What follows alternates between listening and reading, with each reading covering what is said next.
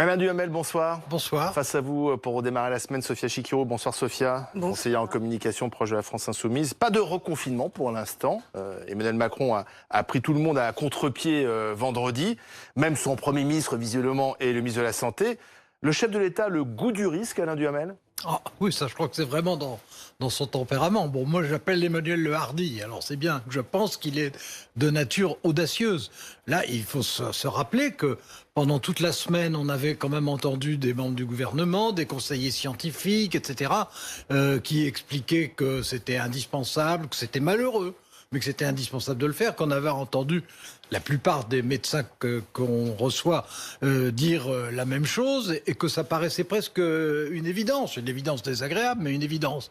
Bon, eh ben, il a pris le pari, c'est un pari, j'espère que c'est un bon risque, qui en même temps n'est pas quelque chose d'aberrant, c'est pas sorti de sa tête, c'est pas une impulsion comme ça, c'est parce qu'il se trouve que les chiffres sanitaires s'étaient stabilisés, ce qui n'était pas prévu, et que les inconvénients, on le savait bien, sont gigantesques, non seulement les inconvénients économiques, mais les inconvénients sur l'équilibre mental des Français, qui inquiétait lui aussi les médecins quand même.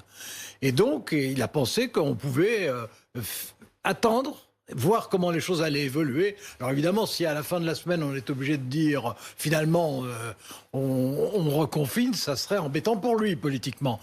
Si c'est dans 2 semaines, et a fortiori, si c'était plus loin, bon, d'une part, on n'est pas les seuls à ne pas déconfiner, et d'autre part, à ce moment-là, pendant ce temps-là, on se serait quand même renforcé. Il y aurait eu plus de vaccins, il y aurait eu plus de matériel, peut-être plus d'expérience, plus de circuits mis au point. Donc, oui, je trouve que c'est un bon risque. Un bon risque, un risque calculé, Sophia Chikirou? Honnêtement, on est vraiment dans une espèce de désorientation générale. On ne sait plus quoi penser de la situation.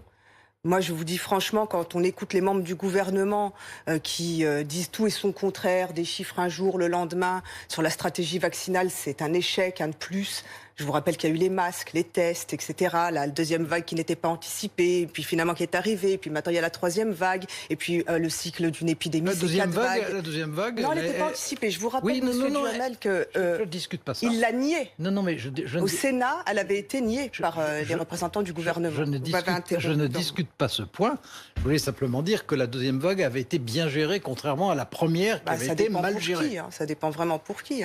Il y a ceux qui subissent et puis les autres. Parce que quand on parle de risque, justement, c'est facile. Depuis l'Élysée, tout semble facile pour lui. En attendant, les gens, les citoyens, eux... En fait, vous pensez qu'on n'y comprend plus rien, en fait? Non, mais non seulement on est désorienté, ce que je veux dire, c'est les citoyens sont désorientés dans cette situation, mais en plus, on nous demande d'apprécier les choses alors que tout semble secret. C'est-à-dire sur quoi ils se basent pour prendre ces décisions, vu que c'est pris au sein d'un conseil de défense, on n'y a pas accès, il n'y a pas de compte rendu, il n'y a pas de débat à l'Assemblée, les ministres racontent tout et son contraire. On verra bien. Les ministres racontent tout et son contraire. Oui, mais le vote n'a pas d'incidence. Oui, tout le monde a compris que non seulement les députés ne décident de rien et les ministres non plus, tout est décidé au sein de ce conseil de défense dont on n'a pas de compte rendu. Qu'est-ce qu'il faudrait faire différemment alors? Il y a plein de choses à faire différemment. Ça fait des mois et des mois que l'opposition, à travers Jean-Luc Mélenchon notamment, a présenté un plan de déconfinement, des alternatives au confinement. On sait pertinemment... Là, on n'est pas confiné, là. Non, je vais vous dire une chose. On sait pertinemment qu'on ne va pas sortir de l'épidémie de coronavirus en 2021. On sait qu'on va devoir vivre toute l'année avec cette épidémie. Mais on ne sait pas sous quelle forme. On ne sait peut-être pas sous quelle forme, je ne sais pas quelle autre forme elle peut prendre que celle de se propager d'un être humain à l'autre. Une chose est certaine, c'est que là, dès le début de l'année, on devrait prendre des mesures pour chaque secteur de l'économie et pour chaque secteur social pour qu'on puisse continuer à vivre normalement et avoir des perspectives. Quand est-ce qu'on rouvre les restaurants? Quand est-ce que les étudiants retournent à l'école? Comment on aide les étudiants qui ne peuvent pas avoir de job d'étudiants pour survivre? Alors, est-ce qu'on peut donner plus de perspectives? Parce qu'effectivement, on a l'impression que, en fait, c'est à la semaine, en fait, que tout est décidé. Au jour le jour. Voire au jour le jour. Bon, les décisions se prennent ou ne se prennent pas, ou sont repoussées selon les derniers chiffres dont on dispose. Ça, je veux dire, c'est pas une découverte. Mais vous pouvez pas justifier ça, monsieur Duhamel. Ça n'est pas français. Tous les gouvernements sont obligés de tenir compte des chiffres qui arrivent. Mais il nous faut une ligne directrice. Évidemment. Alors, il faut savoir c'est quoi la stratégie. Mais non, l'idée qu'on va pouvoir... Vous faites l'avocat de quelque chose qui est en échec total. Je ne vous comprends pas. Pour la première fois, là, depuis des années, des mois qu'on se côtoie, je ne vous comprends pas. Écoutez, ce n'est pas défendable. Je vais essayer de l'expliquer.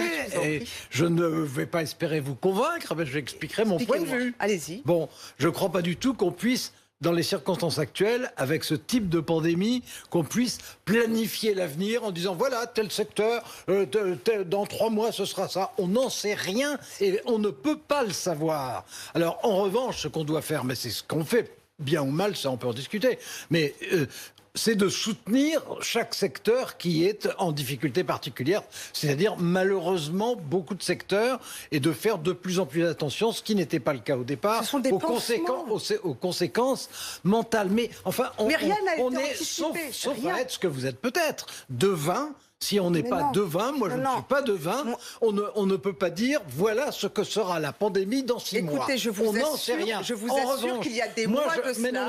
Moi je m'étonne. Des documents sont sortis, produits par des parlementaires insoumis, qui prédisaient exactement la 2e et la 3e vague et comment y répondre. Et vous savez qu'il y aura une 4e vague parce que c'est un cycle de l'épidémie. Donc on peut au moins anticiper ça. Il y a une base scientifique. Je ne doute pas un instant que... Et on peut tirer les leçons d'un an. Je ne doute pas un instant. Je ne doute pas un instant que les parlementaires insoumis sont mieux informés que les autres. Non, ils et sont qui en tout cas, ils réfléchissent et qui voient mieux l'avenir. Non, mais vous avez le droit. Sujet, vous avez le droit de le penser. Ici. Ou alors la politique ne sert à rien. Ou alors la politique. Mais partout dans le monde, partout dans le monde, c'est un peu la même chose. Non, c'est faux. La France est 78e pays sur 93 dans un classement australien. Dans la gestion de la pandémie, c'est un classement australien, c'est vrai. C'est un des classements. Ils nous classent pas très bien. Non, c'est un des classements fait par les Australiens, etc. Bon, ils se classent bien. C'est pas des Vénézuéliens pourtant. Non, mais je n'ai rien contre les Australiens. Et les Vénézuéliens. Je suis très content que l'Open d'Australie ait lieu finalement. Donc, au contraire, je suis très pro-australien. C'est l'amateur de tennis qui parle. Je suis très pro-australien. Mais l'idée selon laquelle, sérieusement, on pourrait dire voilà, il y aura 3e vague, 4e vague, 5e vague, ça sera à tel moment, ce sera telle branche.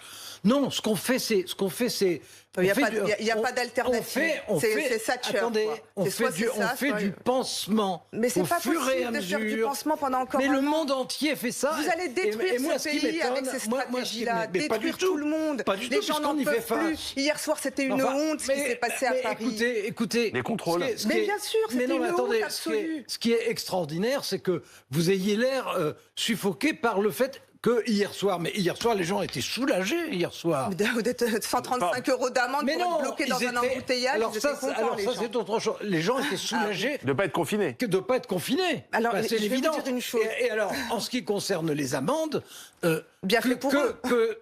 Non mais arrêtez. Non mais attendez, ne me faites pas dire ce que je n'ai pas dit. Ça ne vous ressemblerait pas, ça. Les contrôles. L'indéfendable. Non, je défends ce que je pense. Ce n'est plus défendable. Juste. Les contrôles là, qui sont renforcés, on voit là, ce soir encore, des contrôles autour de Paris. Ça, de toute façon, le non-confinement et même le confinement, ça ne peut marcher que si les Français, évidemment, prennent toutes les précautions possibles. Ça va de soi, ça. On ne va pas combattre cette... C'est la faute des Français. Mais qui dit ça? Mais c'est une façon de le dire, monsieur Duhamel. Macron, il dit au contraire, je vous fais confiance. Vous avez des responsables politiques qui disent n'importe quoi à la télévision et à la radio du matin au soir. Vous avez des experts en tout genre qui vous racontent il faut confiner, non mais pas complètement, etc.